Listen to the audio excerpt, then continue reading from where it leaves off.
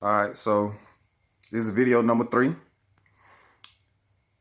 Uh, Excuse me if it's kind of dark or if you hear my dog whining in the background. Okay, so today's video is going to be about perspective and how we perceive things, how we perceive ourselves first and foremost, but also how we perceive life itself. So a lot of how we look at life depends on how we perceive ourselves. So, how do you perceive yourself? When you look at yourself in the mirror, what do you see? What do you want to see when you look in the mirror? A lot of how we perceive ourselves has to do with what we were taught at younger ages about how we should perceive ourselves. Also, what we were taught, basically conditioned to believe about ourselves and how we should view our people as a whole, view our race as a whole. So based on what you learned as a child up until however old you are now, basically dictates or determines how you perceive the reality around you, how you perceive yourself, how you perceive others that that you're around or whatever. I was trying to say something similar to Friends, but I couldn't get it out. Anyways, so positives and negatives. Life is based on positives and negatives. You're basically a battery that reacts off of positives and negative charges. So the more positive you feel, the better you feel. The more negative you feel, the worse you feel. Okay, that's simple to understand.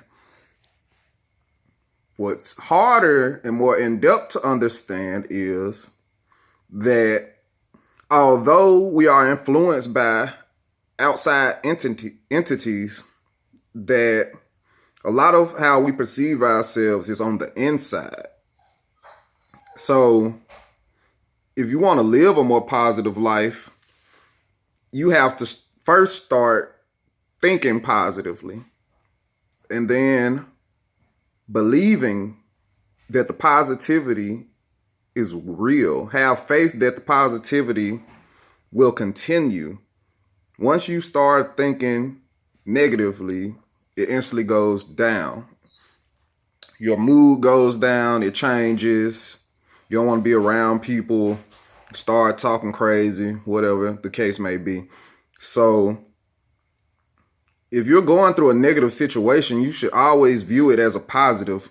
View it as, okay, I should be learning something from this experience. What am I going to learn? What should I be learning from this experience? So that if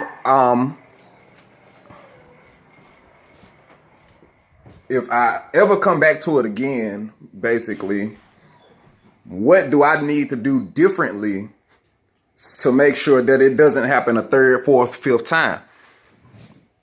So it's all about perception, all about how you perceive a thing. You can't pessimistic and optimistic. If you're an optimist, you're going to see the glass half full. If you're a pessimist, you're going to see the glass half empty. So it's also about balance. Somebody might say, shit, I'm going to drink the water anyways. It's just right for me. So it don't matter if the glass half full, half empty. It's all about balance.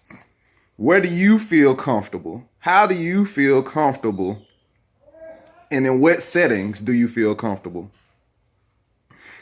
You have to be comfortable with yourself, within yourself, and you also have to be comfortable around others. I'm an introvert. I'm not really used to being out that much around other people, but the way that I'm set up, and through what I've learned that even if I don't like being around people, I should always feel comfortable being around people. Yeah, you could be on your guard. You could be on the lookout for anything that's suspicious. If your intuition is trying to tell you something don't feel right, then yeah, you should be listening to your intuition. But always feel comfortable around other people. If you feel comfortable around people, if you feel comfortable within yourself, then watch your whole vibe change after a while. You don't feel that negative energy vibrating through you. You don't feel that negative aura around you. So, how do you perceive yourself? That is the question. From the time you were born through the time you were raised to the age you are now, what have you learned about yourself? What have you learned about your people? What have you learned about your surroundings that makes you perceive yourself anything in a way other than something positive? You should always view yourself positively. Yes, you should know your faults, and you should always strive and work towards bettering yourself, but you should always view yourself in a positive light. Never let other people's opinions about you make your own opinion about you that much more negative. So you should never be that much inclined to what other people say about you or what they think about you to where it brings you down to a lower vibration, to a lower level than where you were before. If you're already at a low level, you should never let them keep you down by the things that they say, the things that they think about you, the rumors that they spread about you. None of that. If you know it's not true, get past it. Don't have this false sense of pride. Pride is one of the 7 deadly sins. If I'm not mistaken. But pride will get you into some fucked up situations. And I'm going to just be honest about it. So if you have this false sense of pride, this superiority complex of, oh, I'm not going to let nobody talk about me. I'm not going to let nobody talk about my family. I'm not going to let them, you know what I'm saying, spread false rumors or whatever. If you know it's not true, get past it. That's all I have to say about that. Because the more you feed into that energy, the more negativity that's going to come into your life, the more hold that they have over you and your mind. And that's just real. They're going to forever have control over you as long as they know they can get you to backslide. They can pull you into negative altercations and situations just off of something that they said because they're miserable. Misery loves company. Misery loves company. Do you hear and understand that? You might be listening, but are you hearing the words that are coming out of my mouth? I just watched Rush Hour yesterday, so. Anyways, I'm not saying be so high and mighty to where you put others down to make yourself feel better. I'm no way, shape, form saying that. I'm not saying you should be stuck up and shallow about how you perceive yourself or how you feel about yourself. What I'm saying is you should never, you should never be so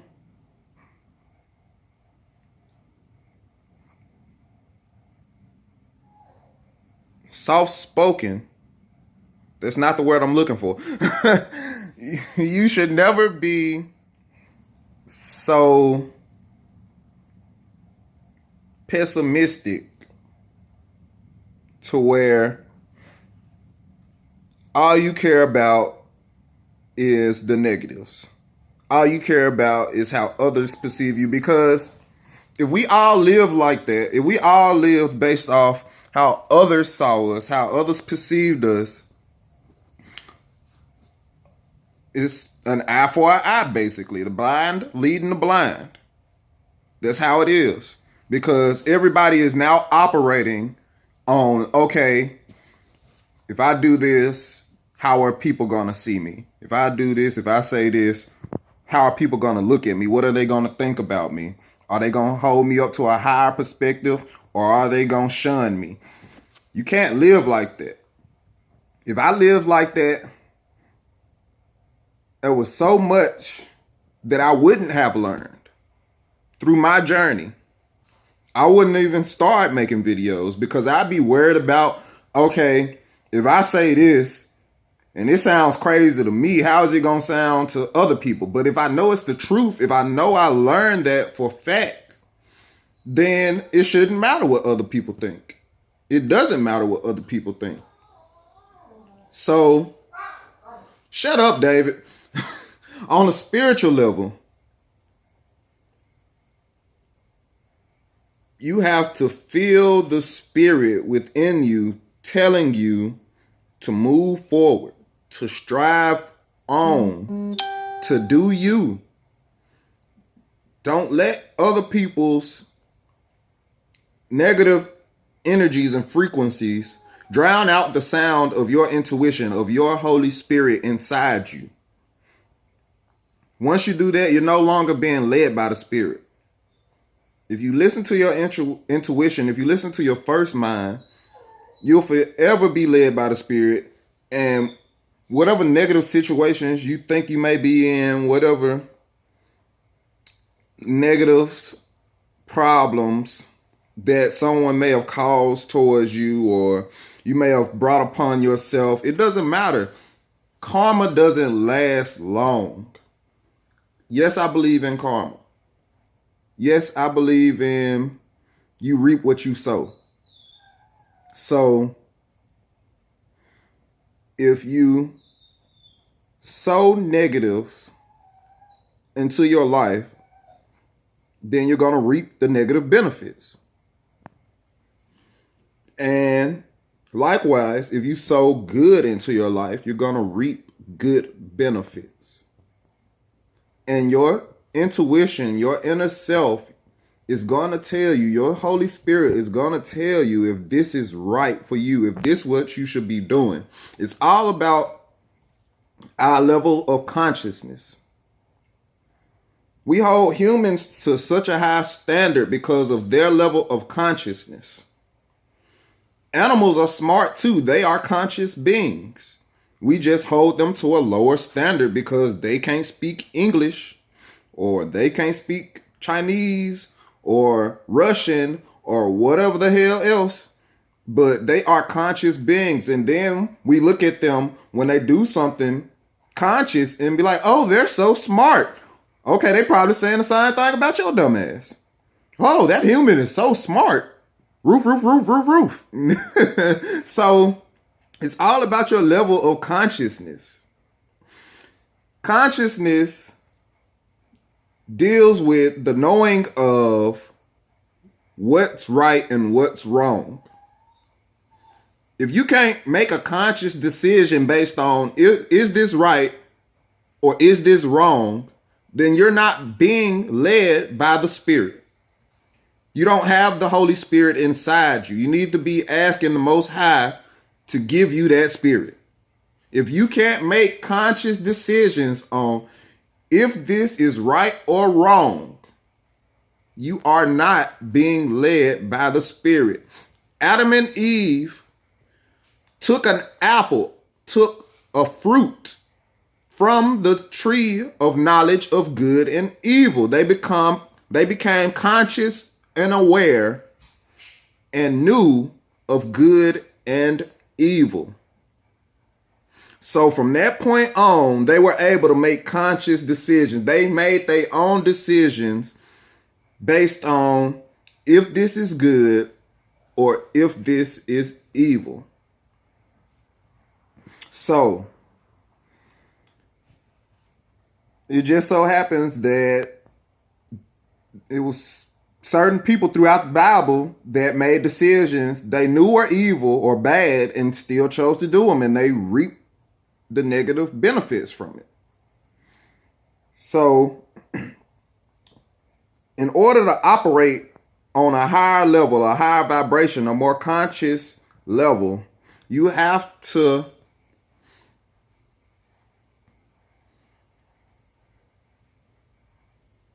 move towards the positive actions. You have to train and condition your mind to do positive. You have to gravitate towards the positives in life. So if you're trying to get a high spiritual understanding of something, you say, okay, I want to go on a fast. I don't want to eat anything. I just want to drink water. But you know you're not a water drinking person. Then on the first day of your fast, you say, damn, I'm hungry. You have to, from that point, tell yourself, nah, you need to drink some water. So you drink some water. Second day, damn, I'm hungry. Nope, I gotta drink some water. Third day, fourth day, fifth day. By the fifth day, you're not saying, damn, I'm hungry. You like, damn, I'm thirsty. I need to drink some water. You see how easy it is? It doesn't take long to form a habit. I think they say, like, if you do it 7 to 10 times, then it becomes a habit. It could be less than 7. Could be more than 7. Could be more than 10. My point being, after doing it repetitively for such a long time period, it becomes a norm. It becomes normal to you. It becomes a part of your daily routine. So you have to condition your mind. There are 3 aspects of the world we live in, the universe, the dimension, the life we live. Physical, mental, and spiritual. Spiritual and mental are 2 in the same, 1 in the same.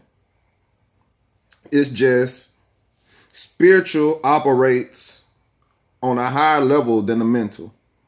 Mental is what bridges the physical and the spiritual.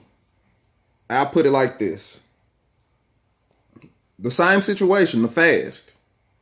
You're trying to manifest something that has never happened. You've never drunk water. So you have to condition yourself. By conditioning yourself, you're bringing something you see in your mental, the spiritual, something you see in your mental, which is spiritual. You're bringing it to the physical. You're making it manifest in the physical.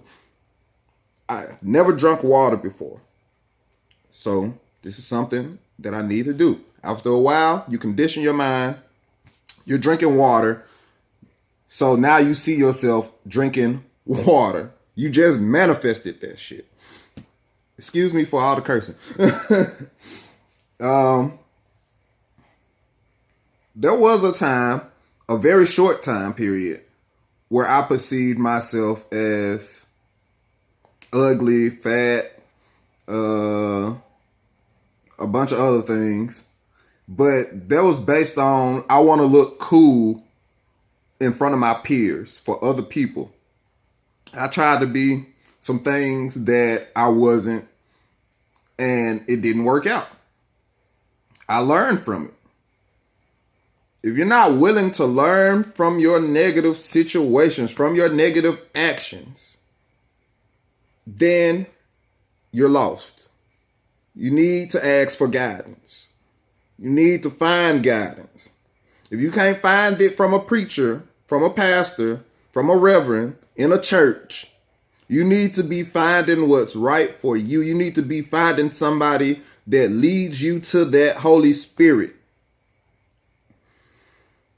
Spiritual awakening doesn't happen just because you get baptized, just because you pay tithes, just because you go to the church food drive and take a couple of cans up there, just because you see a homeless person and give them money on the street, just because you volunteer. Spiritual awakening doesn't happen like that. Yes, those are good, and you're gonna reap some good benefits from that if your intentions are good. Your intentions have to be good. You have to be pure of heart. You don't have to expect something in return from the Most High or the people you're doing it for. You don't have to do it and be like, I know God gonna bless me. Oh, I know I'm finna come into some money. Like, who thinks like that? If you're really a good person at heart, you're not even thinking on such a low vibration, on such a low level. And that even goes back to how we perceive ourselves with the high superiority complex and a sense of pride. Thinking and knowing you're going to go to heaven because you gave somebody a couple of dollars. It doesn't work like that. So you have to change your perspective of yourself. You have to change the way you view yourself, but not on account of how others will view you. Think of how you want to be viewed through your own eyes. Think about how you want the Most High to view you. Think about if my time was tomorrow and I had to go see the Most High, what would the Most High see? What would the person that created me, the being that created me, see in me? Would they see pride, boastfulness, shallowness? You know what I'm saying? Like, what would they see? Make changes based on changing conditions. If you are in bad conditions, you need to make positive changes, not only within yourself, but around yourself. I'm not saying go out here and change your looks. That's vanity. Don't change yourself based on how you want to look. That's vanity. Oh, if I could lose 10 more pounds. Oh, if my nose wasn't so big, my lips wasn't so big, and my ears wasn't so big. Oh, blah, blah, blah, blah, blah. That's vanity. Those are not positive changes. That means something within you is wrong. That means you don't hold yourself up to a high standard. You're just going off of what you see around you. Okay. This dude you likes light-skinned women, so you go bleach your skin. He likes a girl with a big booty, so you get ass shots. Likes girls with big boobs, so you get boob implants. I could go on and on and on. Like, are you getting what I'm saying, though? Are you hearing what I'm saying? Is it resonating with you? Do you understand there's something wrong with inside you mentally? If you change your looks based on what you see on the outside, you should always look inside yourself for what you want to be. Look inside yourself for what you want to become, what you should be becoming, where you should be going. So this video, I really didn't think it was long. It felt like I ran through this video today, but it was kind of long. It's almost going on 25 minutes. So if you want to understand yourself, read a couple of Bible scriptures. You don't have to read the Bible. You could read whatever spiritual book you want. But if the Spirit is telling you this is not for you, go no further. The reason I tell people they should read the Bible is because the Bible has a lot of good information in it. But you have to read it with an understanding. When you read it, don't read it from what you've been taught on a Christian perspective. Read it how it's meant to be read. Read it on a high level of understanding and knowing good from evil. Read it on the premise or basis that everything in the Bible is written in a physical account, a mental account, and a spiritual account. The only problem we have is deciphering which one it is. Okay, is this not a biblical? Is this a physical account, a mental account, or a spiritual account? Is this a physical story, a mental story, or a spiritual story? What lesson am I supposed to be learning from this story, from these scriptures? Is it a spiritual lesson, a physical lesson, or a mental lesson? So, with that being said, I'm going to figure out what my next video is going to be about. Whatever the Spirit leads me to is what I'm going to talk about. Hopefully it's a good subject. And hopefully it resonates with people. Hopefully this resonates with people. Hopefully this brings someone to an understanding that the Most High is much more than what we perceive the Most High to be. What we've been taught the Most High is. The Most High is within and without us. The Most High is within us and without us, which means the Most High is outside of us also. But the Most High is also within us.